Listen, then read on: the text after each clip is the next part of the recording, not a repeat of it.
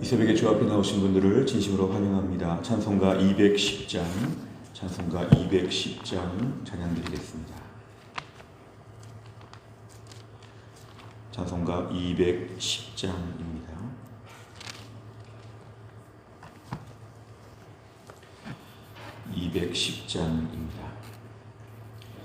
시온 성과 같은 교회 그의 영광 한없다. 허락하신 말씀대로 주가 친히 세웠다. 반석 위에 세운 교회 흔들 자가 누구랴. 모든 원수의 옷사도 아무 근심 없도다. 생명샘이 솟아나와 모든 성도 마시니 언제든지 흘러 넘쳐 부족함이 없도다.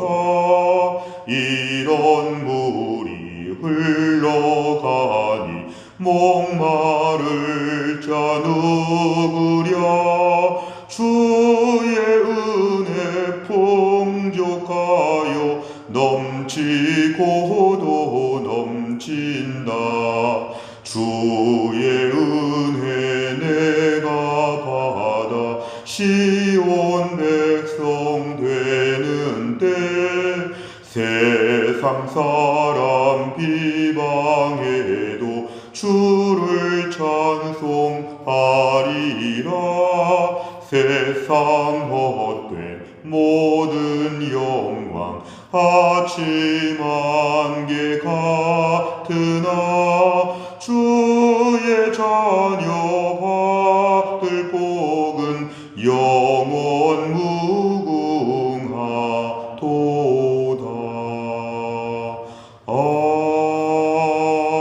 아멘. 하나님 말씀은 요엘서 3장 14절부터 마지막 21절까지입니다.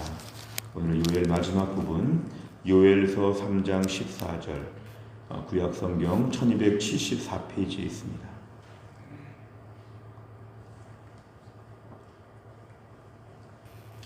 요엘서 3장 14절부터 21절까지의 말씀 저 한 절씩 교독하겠습니다. 14절부터 21절까지입니다. 사람이 많음이여 심판의 골짜기에 사람이 많음이여 심판의 골짜기에 여호와의 날이 가까움이로다. 해와 달이 캄캄하며 별들이 그 빛을 거두도다. 여호와께서 시온에서 부르짖고 예루살렘에서 목소리를 내시리니 하늘과 땅이 진동하리로다. 그러나 여호와께서 그의 백성의 피난처 이스라엘 자손의 산성이 되시리로다. 그런즉 너희가 나는 내 성산 가운데 사는 너희 하나님 여호와인 줄 알 것이라. 예루살렘이 거룩하리니 다시는 이방 사람이 그 가운데로 통행하지 못하리로다. 그날의 산들이 단 포도주를 떨어뜨릴 것이며 작은 산들이 젖을 흘릴 것이며 유다 모든 시내가 물을 흘릴 것이며 여호와의 성전에서 샘이 흘러나와서 시딤 골짜기에 되리라. 그러나 애굽은 황무지가 되겠고 에돔은 황무한 들이 되리니 이는 그들이 유다 자손에게 포악을 행하여 무죄한 피를 그 땅에서 흘렸음이니라.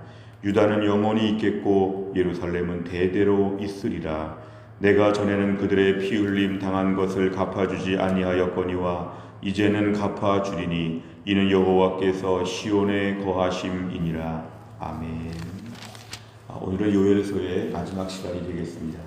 요엘서의 말씀은 이스라엘 백성들의 범죄로 말미암아 하나님이 메뚜기 재앙을 내리시고 그로 인해서 많은 어려움을 겪게 될 것이니까 하나님께 돌아오라 이런 하나님의 초청이었고 하나님께 돌아오기만 하면 하나님은 다 회복시켜 주신다 이런 말씀이었습니다.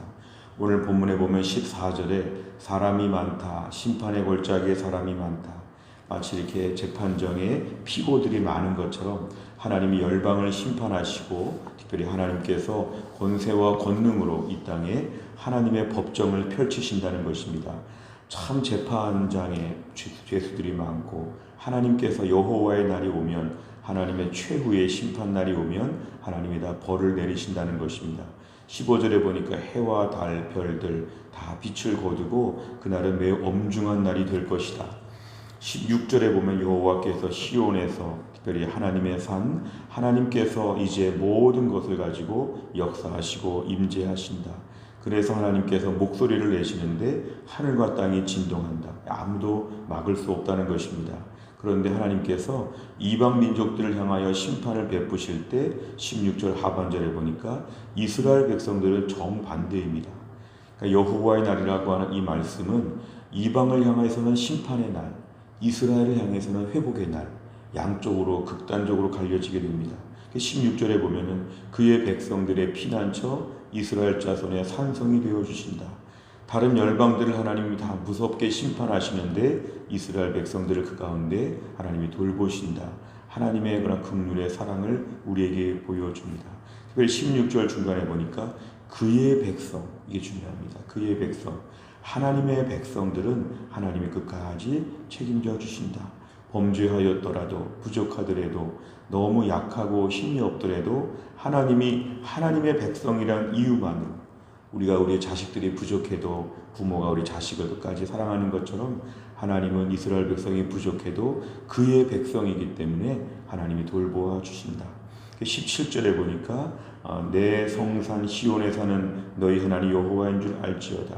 결국 하나님께서 이스라엘의 하나님이신 것을 너희 하나님 다시 한번 강조합니다. 하나님의 소유된 이스라엘 백성들을 하나님이 특별히 돌보신다. 17절 하반절에 이방 사람이 그 가운데로 통행한다. 이 통행한다는 것은 그냥 관광차 온 것이 아니라 이방 사람들이 와서 이스라엘을 점령하고 공격하고 무자비하게 학살하고 아주 이렇게 침략으로 쳐들어왔던 거, 다시는 그런 일은 벌어지지 못하도록 하나님이 하신다. 18절에 보면 하나님이 돌보시는 날에 이스라엘 백성들을 향해서 산에는 아주 달콤한 이런 포도주들이 가득하게 된다. 그다음에 작은 산들의 젖을, 우유 같은 것들이 막 흘러넘치는 것처럼 얼마나 풍성한지, 젖과 꿀이 흐르는 땅이라고 했던 가나안 땅처럼 하나님이 이들에게는 사방에서 막 우유가 흘러다니는 것처럼 이들에게 먹을 것을 주신다. 무엇보다 유다의 모든 시내가 물이 가득하다. 그 물은 어디서 나오냐면 여호와의 성전에서 생명샘이 흘러나와, 하나님의 물이 흘러나와서 이스라엘 백성들 모두를 다 채워주신다는 것입니다. 시딤 골짜기 사막 같은 곳이라도 하나님이 다 물을 흘러넘쳐서 옥토와 같은 땅으로 바꾸신다. 19절은 다시 이방 나라 애굽과 에돔에 대하여 하나님께서 황량하게 만들어 버리신다. 왜냐하면 이스라엘 백성들을 괴롭혔으니까 이제 하나님이 갚으신다. 이스라엘이 스스로 갚을 수 없었는데 하나님이 보복하시는 것이죠. 애굽과 에돔을 향하여 벌을 내리신다. 그러나 20절 유다, 예루살렘 다 같은 말입니다. 이스라엘 백성들을 향해서는 하나님께서 돌보신다.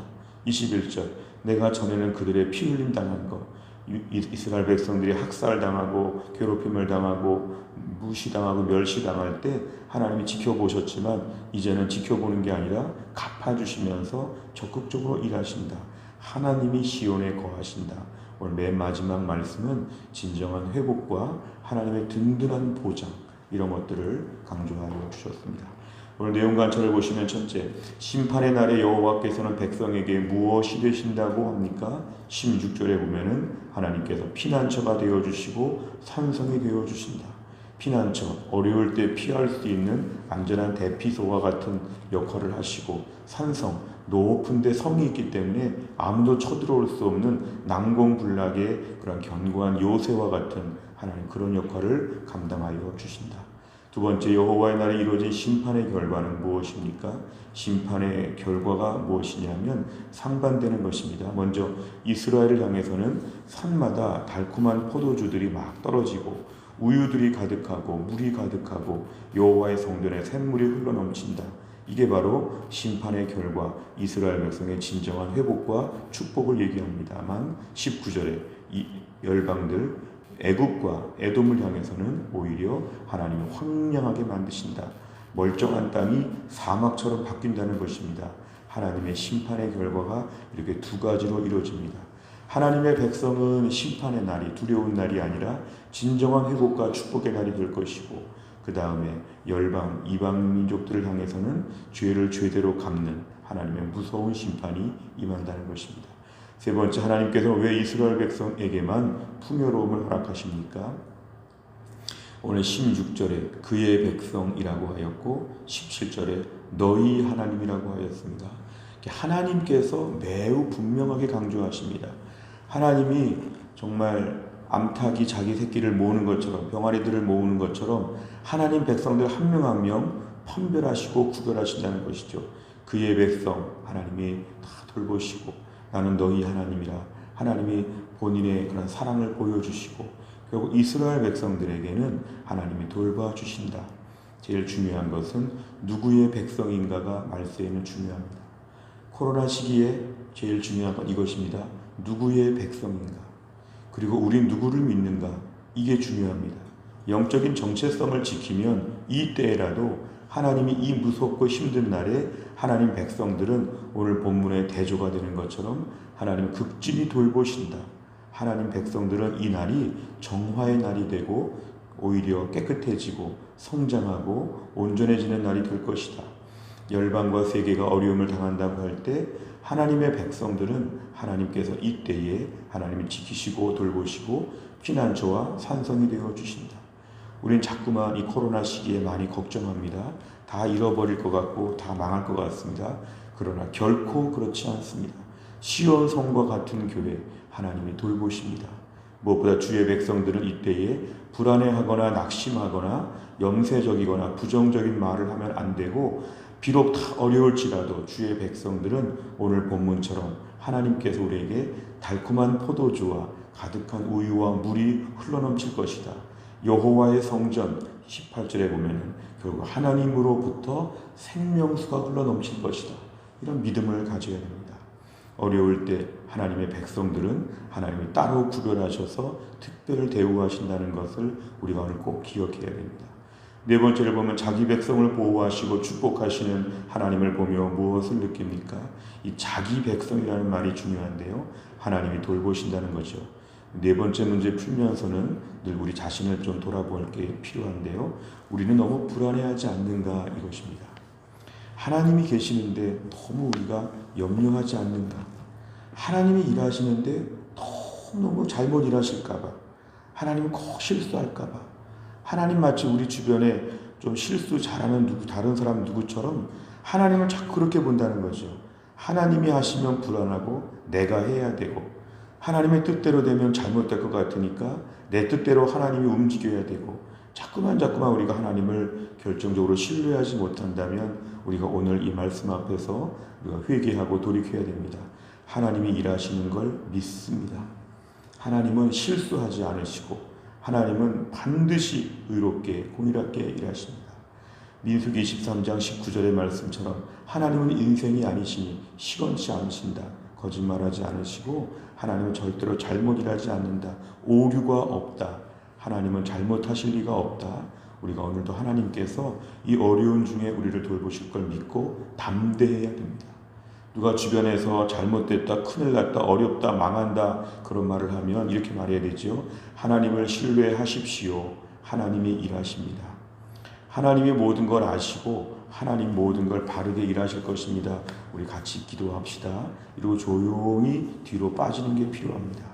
하나님 일하시는 것 앞에서 내가 왈가왈부하는 것 자체가 오늘은 매우 위험한 것이죠. 하나님은 선하시고 지혜로우시고 하나님의 깊도다 하나님의 지혜요. 하나님이 일하시는 부분 앞에서 우리가 오늘도 하나님을 신뢰하라는 것입니다.